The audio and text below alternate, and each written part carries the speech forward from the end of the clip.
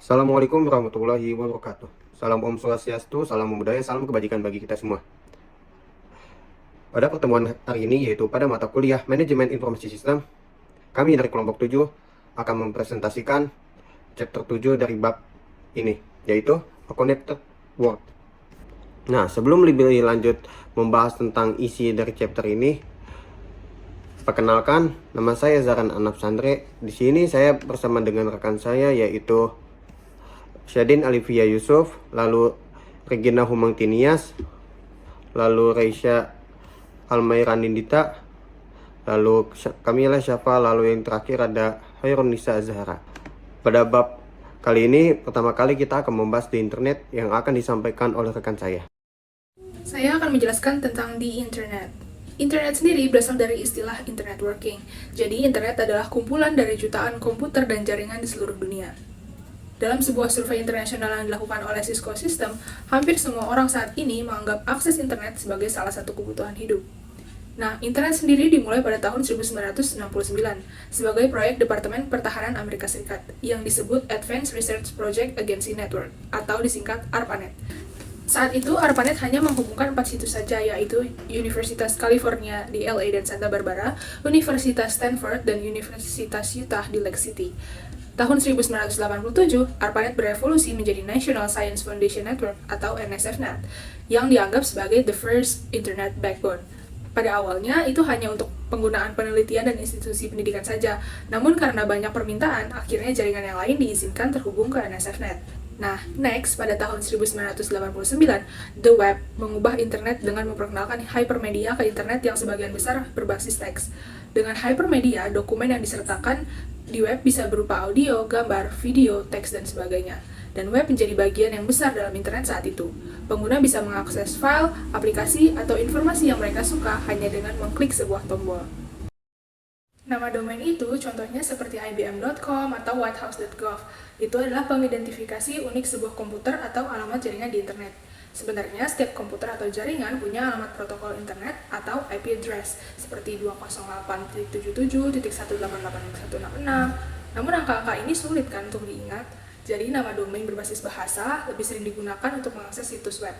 Ketika informasi ditransfer dari satu jaringan ke jaringan yang lain, nama domain diubah menjadi IP address oleh Domain Name System atau DNS. Jadi, server DNS mentranslate semua nama domain menjadi IP address. Nah, kalian bisa melihat nama domain yang digunakan di Uniform Resource Locator atau biasanya kalian sebut URLs. Contohnya dalam URLs http://csub.edu. Nama domainnya adalah csub.edu, yang mana CSUB adalah California State University at Bakersfield. Dan setiap domain memiliki akhiran yang menunjukkan top level domainnya. Dalam contoh ini adalah .edu yang digunakan untuk institusi pendidikan. Top level domain ini adalah identitas untuk mengklasifikasikan website. Contoh yang lain adalah .com untuk commercial organization seperti Microsoft.com, edu untuk pendidikan seperti yang tadi sudah dibahas, lalu ada juga yang berdasarkan nama lokasi atau negara seperti .id untuk Indonesia, .as untuk Spanyol, dan sebagainya. Kita akan membahas tentang navigasi, pencarian, dan direktori yang merupakan kunci untuk menjelajahi internet dengan mudah dan efisien. Pertama, mari kita bahas tentang navigasi. Navigasi adalah cara untuk berpindah dari satu situs web ke situs web yang lain. Bayangkan kalian sedang berlayar di lautan internet. Nah, untuk berpindah dari satu pulau ke pulau yang lain, kalian membutuhkan kapal kan?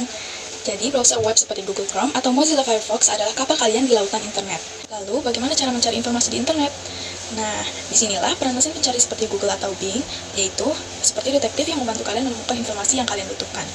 Nah, mesin pencari bekerja dengan cara yang pertama crawling, yaitu menjelajahi web dan mengumpulkan data. Yang kedua, pengindeksan, yaitu menyimpan data dalam katalog raksasa. Yang ketiga, pencarian, yaitu mencari data yang relevan dengan kata kunci yang kalian masukkan. Selain mesin pencari, kalian juga bisa menggunakan direktori untuk mencari informasi. Nah, direktori adalah seperti rak buku raksasa yang berisi berbagai macam informasi. Ada dua jenis direktori. Yang pertama ada otomatis atau crawler based seperti Google, Yahoo, dan Apps. Lalu direktori ini diperbarui secara otomatis dan menawarkan kategori populer seperti bisnis, olahraga, dan hiburan. Yang kedua ada buatan manusia atau open directory. Sudah usang, direktori ini dibuat dan dipelihara oleh manusia. Layanan internet yang pertama adalah email. Layanan internet email menjadi yang pertama yang paling banyak digunakan. email digunakan oleh pengguna pribadi dan juga untuk penggunaan perusahaan. Lalu email memiliki dua jenis utama, yaitu email berbasis web yang memungkinkan kita untuk mengakses email dari komputer manapun dan memiliki penyimpanan di dalam server web seperti Gmail dan Yahoo. Lalu yang kedua adalah email berbasis client, di mana program email yang sudah terinstall di dalam komputer dan email diunduh dan disimpan secara lokal di komputer yang seperti Microsoft Outlook, Mozilla Thunderbird, dan Apple Mail. Layanan internet yang kedua yaitu newsgroup dan grup diskusi. Newsgroup dan grup diskusi biasanya digunakan untuk bertukar pendapat tertulis dan ide tentang topik tertentu yang bersifat teknis dan ilmiah dalam diskusi yang lain berbasis teks. Postingan anggota grup berupa pesan atau artikel yang dapat dibaca oleh orang lain dalam grup. Contohnya seperti Reddit, Ford, dan Quora. Lalu layanan internet yang ketiga adalah instant message. Instant message adalah layanan untuk berkomunikasi dengan orang lain melalui ruang obrolan pribadi di internet. Nah, instant message ini bisa berupa pesan pribadi antar individu atau dengan kelompok. Instant message memiliki fitur untuk percakapan melalui teks, audio, dan video. Aplikasi instant message contohnya seperti WhatsApp, WeChat, Facebook Messenger, Snapchat, Facebook, dan Instagram. Layanan internet yang terakhir adalah telepon internet. Telepon internet menggunakan internet dan bukan jaringan telepon untuk bertukar percakapan. Telepon internet menggunakan Voice over Internet Protocol atau VoIP yang memerlukan internet berkecepatan tinggi dan perangkat suara. Kelebihan dari VoIP yaitu pesan suara diterima di komputer, pengguna tidak mengalami jalur sibuk, pengguna dapat meneruskan panggilan dari mana saja, dan yang terakhir adalah pengguna dapat mengarahkan panggilan ke departemen yang benar dan menerima pesan otomatis. Contoh dari aplikasi layanan telepon adalah Skype, FaceTime, dan WhatsApp Messenger. Baik, selanjutnya adalah website aplikasi. Di era digital saat ini, industri-industri berlomba untuk menciptakan website aplikasi untuk kemudahan sehari-hari. Industri-industri tersebut diantaranya yang pertama, pariwisata dan perjalanan. Industri pariwisata dan perjalanan ini memiliki banyak situs web aplikasi yang memungkinkan pelanggan memesan tiket perjalanan, tiket pesawat, kereta api, ataupun membuat reservasi hotel dan juga mobil sewaan. Selanjutnya yang kedua ada penerbit. Di Amerika Serikat dan Eropa, banyak sekali penerbit yang memiliki situs web dengan menawarkan fitur tentang deskripsi buku, contoh-contoh modul, pemesanan buku online, serta fitur pencarian untuk mencari buku tentang topik tertentu ataupun penulis tertentu. Selanjutnya yang ketiga, pendidikan tinggi. Di era teknologi saat ini, banyak universitas yang memiliki situs web dengan informasi tentang departemen, fakultas, program studi, ataupun penerimaan mahasiswa dan sumber daya akademik. Dan saat ini semakin banyak universitas yang menciptakan sistem yang menawarkan program gelar melalui pembelajaran di internet. Kemudian selanjutnya yang keempat, industri real estate. Situs web real estate menyediakan jutaan daftar rumah yang dijual terkini, di mana membantu pembeli untuk meninjau harga lingkungan sekitar ataupun harga real estate setempat. Di mana pengguna dapat menggunakan situs website ini untuk menemukan agen penjual dan perusahaan pialang serta mempelajari kiat-kiat dalam membeli rumah. Kemudian yang kelima, pekerjaan. Layanan ketenagakerjaan tersedia secara luas di internet.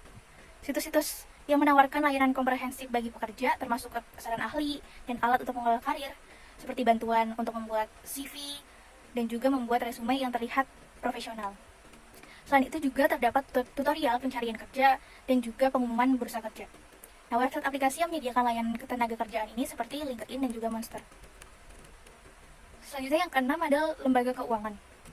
Hampir semua bank dan credit unions di Amerika Serikat, Kanada, dan banyak bank lainnya di seluruh dunia menawarkan layanan perbankan online dengan menggunakan email untuk berkomunikasi dengan pelanggan dan mengirimkan laporan rekening dan laporan keuangan. Email ini membantu bank mengurangi waktu dan biaya komunikasi melalui telepon, khususnya panggilan jarak jauh dan juga surat pos, di mana pelanggan dapat memperoleh lebih banyak informasi rekening terkini dan juga memeriksa saldo kapan saja, baik siang maupun malam. Nah, contoh dari website aplikasi lembaga keuangan ini yaitu Livin by Mandiri, juga ada Jurnal ID dan juga Paper ID. Selanjutnya yang ketujuh adalah lingkup distribusi perangkat lunak. Dalam distribusi perangkat lunak, website aplikasi berperan sebagai platform untuk memperkenalkan, mengunduh, dan menginstal perangkat lunak. Pengguna dapat mengunjungi website tersebut untuk mengetahui informasi tentang perangkat lunak seperti fitur, kegunaan, dan kecocokan dengan kebutuhan mereka. Pengguna juga dapat mengunduh versi terbaru dari perangkat lunak langsung dari website. Selanjutnya yang ke-8 adalah lingkup perawatan kesehatan. Dengan adanya website aplikasi, catatan pasien dapat disimpan di internet, sehingga membantu petugas kesehatan untuk memesan tes laboratorium dan meresepkan obat. Melalui adanya website aplikasi kesehatan ini, hasil tes dan konsultasi dengan dokter dapat diakses dan dipantau lebih mudah dan cepat. Kemudian yang terakhir dalam lingkup politik. Website aplikasi memiliki peran yang penting dalam bidang politik karena menjadi sarana bagi politisi untuk berkomunikasi dengan pemilih, menyebarkan platform dan visi misi politik, serta menggalang dukungan. Melalui website aplikasi, pemilih dapat mengakses informasi tentang kandidat, program politik, dan kegiatan kampanye secara mudah dan cepat. Intranet adalah jaringan dalam organisasi yang menggunakan protokol dan teknologi internet untuk mengumpulkan, menyimpan, dan menyebarkan informasi berguna yang mendukung aktivitas bisnis, seperti penjualan, layanan pelanggan, pemasaran, dan lain-lain. Intranet disebut juga corporate portals. Lalu apa sih perbedaan antara intranet dengan internet atau situs web seperti biasanya? Well, perbedaannya adalah perusahaan biasanya menggunakan intranet secara private, hanya untuk karyawannya, dan itu bersifat rahasia, sementara internet bersifat publik, semua user bisa menggunakannya. Lalu ada extranet. Ini adalah jaringan aman yang menggunakan teknologi internet dan web untuk menghubungkan intranet mitra bisnis sehingga komunikasi antar organisasi atau antar konsumen dapat dilakukan. Simpelnya, extranet adalah kombinasi dari beberapa intranet dalam sebuah perusahaan atau organisasi. Biasanya menghubungkan intranet perusahaan induk ke intranet pelanggan perusahaan itu. Keuntungan dari extranet adalah mempermudah pertukaran data dalam skala besar dari satu perusahaan ke perusahaan lain. Keuntungan-keuntungan yang lain meliputi coordination, instant feedback, customer satisfaction, cost reduction, expedited communication. Nah, di sini saya akan menjelaskan tentang web trends. Nah, sebelumnya ada 3 generasi aplikasi web sejauh ini, yaitu yang pertama adalah web 1.0 yaitu konten statis, web 2.0 yaitu konten dinamis, dan web 3.0 yaitu web semantik. Nah, fitur-fitur utama yang berada di web 3.0 ini ialah termasuk web semantik, kecerdasan buatan, grafik 3D, serta konektivitas dan berada di mana-mana. Nah, web semantik ini menyediakan personalisasi yang memungkinkan pengguna untuk mengakseskan web dengan lebih cerdas. Microsoft Bing dan Google Search sudah menawarkan banyak fitur pada web 3.0 ini. Nah, berikut saya akan menjelaskan beberapa fitur utama dari aplikasi tren web yang sedang saya bahas. Yang pertama adalah blog. Blog adalah jurnal atau buletin yang sering diperbarui dan ditunjukkan untuk masyarakat umum. Blog mencerminkan kepribadian si penulis dan seringkali mencakup refleksi filosofis serta opini tentang isu-isu sosial atau isu-isu politik.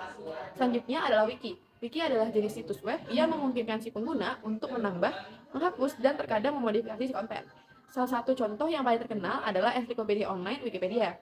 Selanjutnya adalah social networking. Social networking ini mengacu pada situs web yang luas dan layanan yang memungkinkan si pengguna untuk terhubung dengan teman, keluarga, dan kolega secara online. Serta social networking ini dapat mempertemukan kita dengan orang yang memiliki minat atau hobi yang sama. Nah, 2 di antaranya yang paling terkenal adalah Facebook dan Twitter. Selanjutnya adalah Business Application of Social Network. Setelah saya menjelaskan social network, social network ini bisa kita terapkan untuk bisnis yang kita punya, yaitu dengan memperkenalkan bisnis kita kepada dunia melalui aplikasi social networking ini, seperti mempromosikan di Facebook atau di Twitter. Selanjutnya adalah RSS feed. Nah, RSS feed ini adalah suatu istilah dalam teknologi internet yang merujuk pada cara mengisidentifikasikan konten sebuah situs web. Nah, layanan ini memudahkan pengguna untuk selalu dapat mengetahui ringkasan konten dari situs tertentu tanpa harus terlebih dahulu mengunjungi situs tersebut. Yang terakhir adalah podcast. Nah, podcast ini adalah file audio elektronik yang diposting di web untuk diunduh atau didengar pengguna melalui perangkat seluler atau bahkan komputer mereka. Nah, pengguna juga dapat mendengarkannya melalui web. Selanjutnya akan dijelaskan oleh rekan saya. Terima kasih. The Internet of Everything and Beyond. Nah, pada bab ini kita akan menjelaskan tentang Internet of Things dan Internet of Me. Nah, yang pertama itu Internet of Things. Apa sih yang dimaksud dengan Internet of Things itu? Internet of Things itu mengacu pada semua benda-benda fisik yang bisa terhubung ke internet maupun nanti bisa terhubung ke benda lainnya. Nah, lalu apa sih yang dimaksud dari IoT ini? Nah, sebetulnya contoh dari IoT ini sudah bisa kita rasakan dalam kehidupan kita sehari-hari. Seperti smart home contohnya. Dengan smart home ini kita bisa tinggal memerintah untuk menyalakan TV, membuka siaran kita inginkan, atau bahkan untuk memesan pizza. Nah, lalu kita selanjutnya akan membahas tentang Internet of Me. Apa sih yang dimaksud dengan Internet of Me ini? Internet of Me adalah bagian dari internet yang mengumpulkan dan memproses informasi untuk pengguna tertentu dari seluruh internet dan perangkat IoT untuk memberikan pengalaman yang dipersonalisasi. Nah, untuk contohnya sendiri kita sudah sering mengalaminya sebetulnya. Seperti TikTok contohnya. Nah, dengan TikTok ini misalkan kita menyukai konten yang berbau sepak bola. Nah, nanti dari TikToknya ini akan mengeluarkan algoritma yang dimana konten-kontennya itu berbau sepak bola. Nah, bukan hanya TikTok saja sebetulnya, Netflix dan YouTube juga melakukan yang sama. Misalkan kita menyukai konten yang berbau hantu atau horor. Nah, maka film atau konten yang disarankan bakal keluar dengan apa yang kita suka, yaitu film horor. Nah, dari perkembangan IoT dan Internet of Things ini tentu saja akan memiliki ancamannya. Lalu apa sih aja sih ancaman data yang bisa kita alami? Yang pertama itu ada namanya pembajakan atau hijack dalam bahasa Inggrisnya. Apa sih yang dimaksud dengan hijack ini? Hijack ini bisa pembajakan data, dan dimana nanti ada hacker yang bisa membaca data privasi kita yang bisa diperjualbelikan atau untuk hal buruk lainnya. Lalu ada spam. Nah, ketika kita menggunakan IoT ini biasanya nanti bisa akan mengeluarkan notif-notif yang nggak penting, nanti bisa terkirim ke email dan lain sebagainya. Lalu yang terakhir ada DDoS attack. Nah, DDoS attack ini penyerangan jaringan seluler. Nah, lalu apa aja sih yang kita harus lakukan dalam menanggapi ancaman-ancaman tadi? Nah, yang pertama itu kita bisa memperkuat akses IoT device kita. Lalu yang kedua ada menggunakan protokol untuk keamanan. Lalu yang ketiga mematikan UPnP, yaitu seperangkat protokol jaringan yang memungkinkan perangkat jaringan untuk secara otomatis menemukan keberadaan satu sama lain di jaringan lain dan membangun layanan jaringan fungsional untuk berbagi data. Nah, dengan mematikan UPnP ini, maka hacker akan lebih sulit untuk mencari data kita. Nah, itu dia sekian dari presentasi kelompok kami. Kurang lebihnya mohon maaf. Wassalamualaikum warahmatullahi wabarakatuh.